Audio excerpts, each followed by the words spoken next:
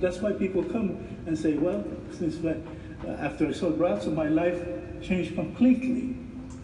So people receive something through the gaze, through the voice, and many are reconnecting all the time through books, DVDs, the sun symbol. So how much is it important that they really physically see braco, and especially if you think of the people who come with pictures of loved ones for help, and sometimes these people don't even know about braco. They don't believe maybe in that. That is true, that is true. It is possible that a person brings a photograph of a son or daughter or somebody who a person loves, you know, and since there is a change in perception on the individual, in relating to that other person will also have a change in behavior.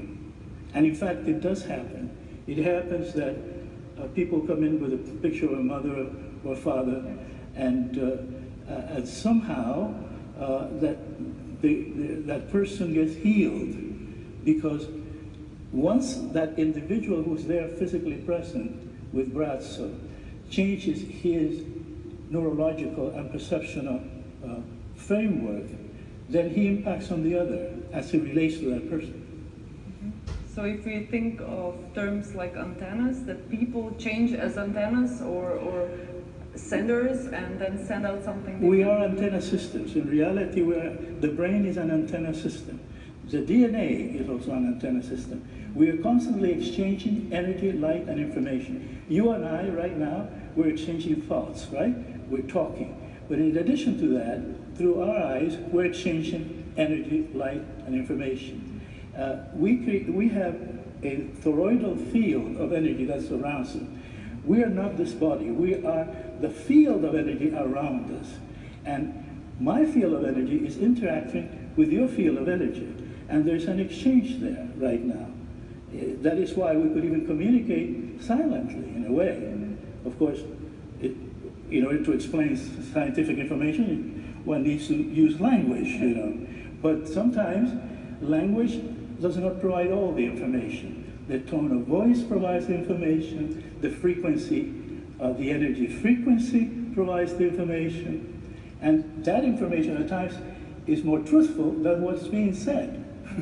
And of course, we know about body language and how body language also communicates information. We're constantly exchanging, communicating information at the energetic level, at the physical level, at the photonic level through the eyes, and at the energy fields that have the form of the toroidal energy field around us. You have met braco before many years ago and also now, and you talk to him also when he was not gazing. Right. Is there a difference between when he looks at you, when you have a private, normal conversation, and the gazing? There is a difference, because when he looks at us, he's focused and concentrated on the gazing, and so are us. So are we. We are also focusing and concentrating on the gazing. And it is through concentration and focusing that we can bring the change in energy frequency. So there is a difference, but of course, being in the presence of braco without concentrating is also helpful, because braco generates an energy field around him. And like I explained before, we interact energy fields, toroidal fields of energy. And as we communicate right now, we are also exchanging fields of energy. Everything is a field of energy. Everything is energy, and it takes place in a field. It's just like the fish, you know, they live in the water, okay? But they don't know they live in the water, right?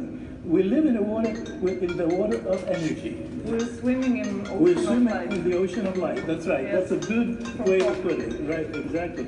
We're swimming in an ocean of light, but we're not conscious of it, we're not aware of it. But we're learning, and people like braco are teaching us to learn that fact. And scientists are investigating and researching and bringing in the technology to prove it. Right now, unfortunately, subtle energy cannot yet be measured, okay? We can see the effects of it, but we cannot measure subtle energy the way we measure electromagnetic energy or the way we measure magnetoelectric energy. But everything is light, you know, and light has a spectrum, and it has the electromagnetic on the one side, the magnetoelectric, and the subtle on the other. So you think that in future maybe science could explain what is happening at the encounters with braco? Yes, in the future I think we will have the instruments to measure subtle energy, and when we have those instruments, they will be able to explain it. Right now, we're not able to.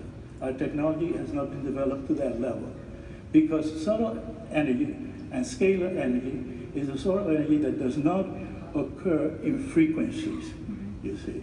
It occurs with the laws of quantum physics. We will keep a little bit something for tomorrow. Okay, yes, I think we did it today. Yes. Thank you very much, You're Dr. welcome. Thank you Pino. very much. Yes. I hope you enjoyed this talk with Dr. Pino, who really has a broad knowledge about quantum physics, about a special field which he's researching, and psychoneuroenergetics is something which he's really into, and he integrated it, and he's connecting it also with braco and thinking about what is happening in these encounters. But fortunately, in order to receive something through braco's gaze, what is coming through braco, you don't need to know anything about that. You don't have